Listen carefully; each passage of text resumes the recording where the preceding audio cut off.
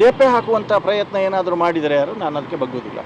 ಈಗ ಅಧ್ಯಕ್ಷರು ಹೇಳ್ತಾರೆ ಕುಳಿತು ಮಾತಾಡಿ ಸರಿ ಮಾಡ್ತಾರೆ. ಅಧ್ಯಕ್ಷರು ಈಗ ಇವರು ಅಧ್ಯಕ್ಷರಾದ ನಂತರವೇ ಈ ಸಮಸ್ಯೆ ಎಲ್ಲ ಪ್ರಾರಂಭ ಆದದ್ದು ಕಂಬಳದಲ್ಲಿ.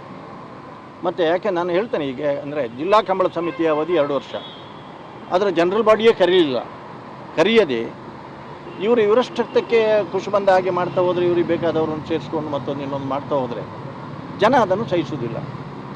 ಈಗ ಅಧಿಕಾರ ಅವಧಿ ಮುಗಿದ ನಂತರ ನಾನು ಅಧ್ಯಕ್ಷ ಅಂತ ಇವರಿಗೆ ಹೇಳುವಂಥ ನೈತಿಕತೆ ಇಲ್ಲ.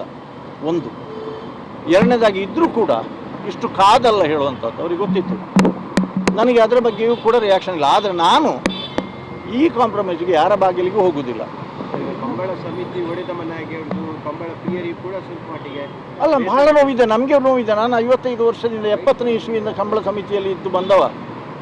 ನಾನು 89ನೇ ಇಸ್ವಿಯಲ್ಲಿ ಈ ಜಿಲ್ಲಾ ಕಂಬಳ ಸಮಿತಿಯನ್ನು ಧರ್ಮಸ್ಥಳದ ವಸಂತ ಮಹಲ್ನಲ್ಲಿ ಪೂಜ್ಯ ಕಾವಂದರ ಅಧ್ಯಕ್ಷತೆಯಲ್ಲಿ 2-3 ಜಿಲ್ಲೆಯ ಎಲ್ಲ ಕೋಣಗಳ ಯಜಮಾನರು ಮತ್ತು ಕಂಬಳಕ್ಕೆ ಸಂಬಂಧಪಟ್ಟ ಎಲ್ಲವರನ್ನು ಸೇರಿಸಿ ಆವತ್ತು ಚಾರಿತ್ರಿಕವಾದ ಸಮಾವೇಶ ಮಾಡಿ ಜಿಲ್ಲಾ ಕಂಬಳ ಸಮಿತಿ ರಚಿಸ ಮಾಡುವಲ್ಲಿ ನನ್ನದೇ ಪ್ರಮುಖ ಪಾತ್ರ. 22 ವರ್ಷಗಳ ಕಾಲ ನಾನು ಅದರದ್ದು ನಿರಂತರವಾಗಿ ಕಾರ್ಯದರ್ಶಿಯಾಗಿ ಕೆಲಸ ಮಾಡಿದ್ದೇನೆ. ನಿಮ್ಮ ಮೇಲೆ ಅಷ್ಟು ಖರ್ಚು ಯಾಕೆ ಅಂತ ಅವರಿಗೆ?